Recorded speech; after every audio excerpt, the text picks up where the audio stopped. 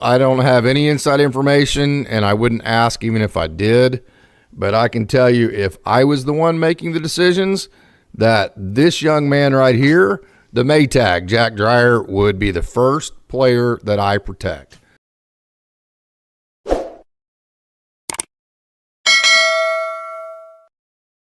No doubt about it. This guy is special. He's elite, and I don't know how many different ways. And he's about 94, 95 right now. He thinks eventually he'll sit at 96. But this is a young man that is from Johnston, Iowa. He set an all-time Iowa High School Activities Association record in a state championship game with 13 strikeouts. His dad, Steve Dreyer, actually played for the Oklahoma City 89ers. My hat right here. He played on one of the very last teams that were called the Oklahoma City 89ers, because as soon as they moved to Bricktown in 1998, they changed their name to the Red Hawks. So his dad, Steve Dreyer, may have played on the very last Oklahoma City 89ers team, and he actually pitched in the major leagues.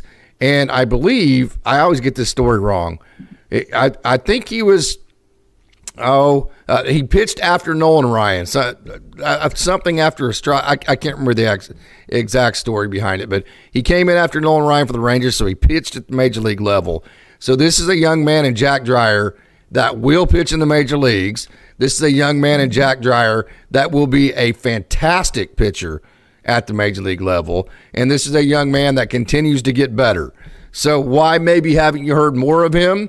Well, that's because he had Tommy John surgery in 2019. Actually, in 2019, he had a separate injury, and then 2020. So he had to stop his career in Iowa over, I can't remember the exact injury. And then 2020, you have COVID. 2021, he has Tommy John. So basically, when he started pitching, not this last season, but in 2023, when he burst onto the scene at Great Lakes, he had not pitched in live games much at all since his freshman year at Iowa. And so, I mean, you couldn't tell. I mean, it was just like, wow. I mean, so the competitive element to this young man is insane. The composure to this young man is insane. The stuff is absolutely fantastic. That slider that you saw right there is awesome. The way that he's able to dot his fastball.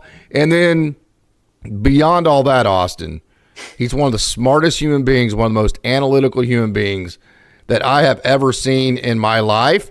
And he already knows how he wants to set a hitter up 2 or 3 batters ahead. So this guy has everything it takes to be a great major leaguer. Obviously, we can't guarantee anything. But again, if it was up to me, this is not even in question. It is a slam dunk that the Maytag, Jack Dreyer, get protected. I think you're absolutely right. I'm surprised you didn't throw in the Rubik's Cube element of Jack Dreyer. I've given that one out enough. And he plays chess, by the way. He's the best chess player in the entire system. He's incredibly intelligent. He's smart. What he's able to do on the baseball field, using that skill set and using the gifts that God was able to give him, just is absolutely amazing. His run in 2023, which I don't know if you have any footage from 2023 and what he was able to do when he was striking out the Dayton Dragons in a very competitive rivalry type game, or when he was closing out the Midwest League East Division round against the Fort Wayne Tin Caps, or when he went back to Iowa to pitch in front of his family in the Midwest League Championship, to what he did last season, which last season, especially his April through August, right up until about the last month, which there was just a couple of outings that were a little bit rougher towards the end, numbers wise, was absolutely insane.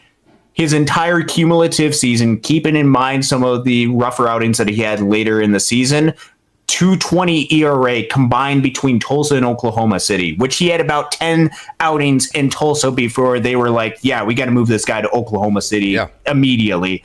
2.20 ERA, a 2.75 FIP, a 3.42 xFIP. One of the more impressive numbers, though, is his 26.4 strikeouts minus walk percentage. That just take your strikeout percentage, subtract it from your walk percentage. That was best in the Dodgers organization last year for pitchers who pitched 40 innings or more. just absolutely insane with what he's able to do. Struck out about 32% of hitters, but walked about 5%.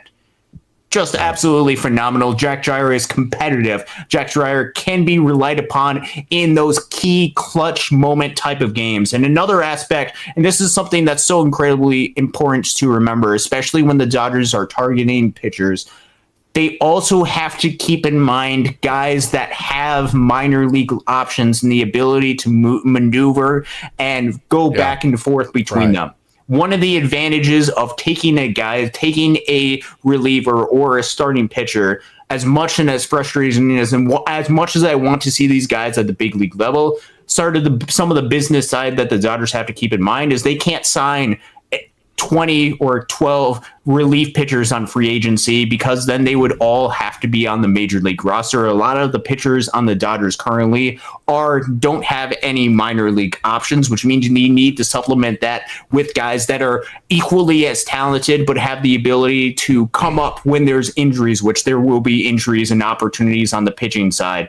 I think that is an added element in the favor of taking somebody like a Jack Dreyer, who you talk to anybody within this organization, they will go over the top and out of their way to tell you how incredible of a pitcher Jack Dreyer is, how smart he is, what his abilities are. And I think all of that, all the hard work is going to translate to him being a major league pitcher. Whether the Dodgers find room or prioritize keeping him on the roster or another team does, some team's going to be lucky because they got one of the better pitching prospects in the game of baseball coming up, intelligence-wise, ability-wise, production-wise. The Maytag Jack Dreyer is that. Yeah, if the Dodgers don't protect him, which I'd be surprised if they don't, he will get selected in the Rule 5 draft. I would be shocked if he did not. I mean, just the way that he showed, his transitions from Great Lakes to Tulsa to Oklahoma City, he just showed that nothing ever affected him. He just continued to pitch the exact same way at the next level as he did the level before, which tells you just how his stuff plays against professional hitters. So I think Dreyer is going to get protected. I think Ward and Hosey won't get protected. And then I think it's very interesting to watch what's going to happen with Austin Gothard, Yunel Choi, Carlos Duran, and then Jose Ramos is still out there as a wild card.